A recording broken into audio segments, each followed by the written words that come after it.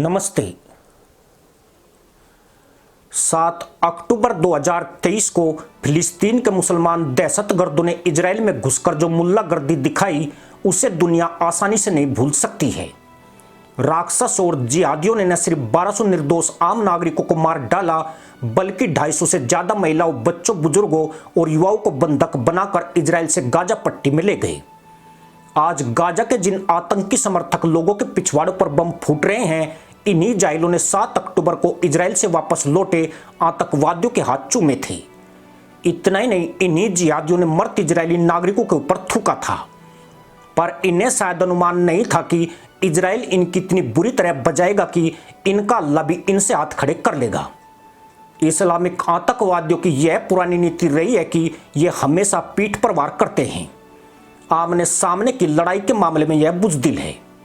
यही वजह है कि इजराइल ने भीषण बदला लेना शुरू किया तो आज दुनिया के कई हिस्सों में विक्टिम कार्ड के खेल की शुरुआत हो गई है। इजराइल से भिड़ने की अगर इनकी औकात होती तो गाजा इतना खंडर कभी नहीं बन पाता और इतने जाहिल हुरों की तलाश में प्रस्थान नहीं करते। जब ये आतंकी इजराइल से मुकाबला नहीं कर पाए तो इन्होंने उस धूर्त मुल्ला पॉलिसी की शुरुआत कर दी, जिसके तहत उन्हीं देशों को टारगेट किया जाता है जिन्हें ये आतंकवादी टारगेट करते हैं। अमेरिका, कनाडा समेत कई देशों में आतंकी समर्थक तबके ने हमास की हिमायत में बवाल काटना शुरू कर दिया है। यह सभी लोग इजराइल के हमलों के खिलाफ प्रदर्शन कर रहे हैं।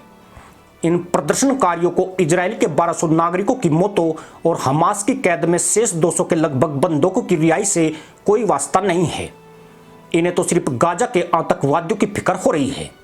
परंतु एक बात पर अब तक भी किसी ने ध्यान क्यों नहीं दिया है, वह यही कि ये लोग अपने अपने मुल्कों की बजाय पश्चिमी एवं यूरोपीय देशों में टोपी क्यों उछाल रहे हैं। इसकी वजह जानेंगे तो आतंकी समर्थकों की न सिर्फ पोल पट्टी खुल जाएगी बल्कि इनकी अपनी क्या औकात है वह भी सामने आ सकती है। गाजा में इजराइल की कार्रवाइयों के खिलाफ आवाज उठाने वाले लोगों में 97% मुसलमान हैं। ये वे जिहादी हैं जिन्हें इन्हीं के देश से लतियाकर भगाया गया है या फिर मदरसा शिक्षा लेने के बाद विदेश में आधुनिक पढ़ाई करने आए हैं। दुनिया के 57 मुस्लिम देशों में गिने चुने देशों में ही कथित लोकतंत्र है।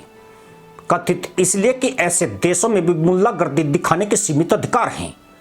ज्यादातर मुस्लिम देशों में तानाशाही सरकारें हैं और सेना के डंडे अपनी आवाम की तशरीफ को लाल करते रहते हैं। ऐसे में जाहिलों को ज्यादा रोमांच दिखाने का अवसर नहीं मिल पाता है। लेकिन जब यह इस कैद से निकलकर गैर मुस्लिम देशों की खुली हवा में आते हैं तो इनके पिछवाड़े तितर बन जाते हैं। इसके बाद मुल्ला ही मुल्ला, हल्ला ही हल्ला शुरू हो जाता है। मतलब यह है कि अमेरिका, कनाडा में टोपी उछालने वाले तत्व अपने मुल्क में बिना इजाजत पलक भी झपकाएंगे तो 2 दिन तक अब्बू ही बिस्तर पर उठाकर बिठाएंगे। यही वजह है कि इन जिहादियों और हमास सपोर्टर के लिए अमेरिका एवं कनाडा सॉफ्ट टारगेट बन गए हैं। ऑस्ट्रेलिया में भी डेमोक्रेसी है, इसलिए जाहिल वहां पर भी क्रेजी हैं। दुनिया के अमीर इस्लामिक देश सऊदी अरब, संयुक्त अरब अमीरात, कतर, बहरीन और कुवैत में एक भी माई का मुल्ला नहीं है जिसने गाजा के समर्थन में दुम हिलाई हो। इन्हें तो छोड़िए, पाकिस्तान, ईरान, मिस्र, तुर्की, बांग्लादेश और इंडोनेशिया में भी एक भी मुसलमान ने चूं तक नहीं की है। ऐसा इसलिए कि इन देशों में मानवाधिकार जैसा कोई ढकोसला नहीं है। यह मानवाधिकार कानून सिर्फ आतंकवादियों और अपराधियों की सुरक्षा के लिए ही बनाया गया है।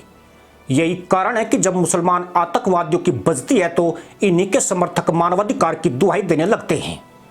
पर यही मानवाधिकार चीन, उत्तर कोरिया और मुस्लिम देशों में आकर गायब हो जाता है। मुसलमान तो चीन में भी रहते हैं, पर वहां के एक भी मुस्लिम ने गाजा में इजराइल के खिलाफ प्रदर्शन तो छोड़िए, निंदा तक नहीं की। पर कहने वाले बहाने करेंगे कि अमेरिका ही इजराइल को रोक सकता है, इसलिए वहां और उसके आस पड़ोस में प्रदर्शन करने जरूरी है। ये कहने वाले कभी ये नहीं कहेंगे कि जब इजराइल के 1200 नागरिक मारे गए तब कथित शांति दूत का अमर खप गए थे। जब इजरायली बंदूकों के ऊपर थूका जा रहा था तब मानवाधिकार के हिमायती किस गधी का दूध पी रहे थे। यही नहीं, हमास की कैद में अभी भी इजरायली बंधक हैं। अगर यह इतने बड़े समाज चिंतक है तो हमास के खिलाफ प्रदर्शन क्यों नहीं कर रहे हैं। इसका मतलब तो यह हुआ कि बैठूंगा अम्मा की गोद में, बेशक अब्बू 4 निकाह कर ले। यानी अब्बू चार चार बेगम के साथ खूब मजे करे, लल्ला को तो बस अम्मा की गोद की पड़ी है। यही गेम अमेरिका जैसे मुल्कों में जिहादियों द्वारा खेला जा रहा है। चीन और इस्लामिक देशों में पिछवाड़े तोड़ने का डर है, इसलिए वहां पर शांति है। अमेरिका में एक भी कांटा लगेगा तो उसके दर्द की आवाज दूर तक जाएगी। इसलिए यहां बड़े आराम से विक्टिम कार्ड भी खेला जा सकता है और जितनी चाहे मुल्लागर्दी भी की जा सकती है। पर सवाल यही है कि इस मुल्लाई नौटंकी से क्या इजराइल जैसे देश को झुकाया जा सकता है? अगर उसके विरुद्ध प्रदर्शन कर रहे तत्व इस गलतफहमी को पाले हैं तो यह उनकी बड़ी भूल मानी जाएगी। ऐसा इसलिए कि वह सिर्फ एक पक्ष को दोषी ठहराने की कोशिश कर रहे हैं। इजराइल लाखों लोगों को हुरों की खोज में भेज चुका है। रफा शहर में बहुत सारे मुसलमान आतंकवादी जाकर छुप गए हैं।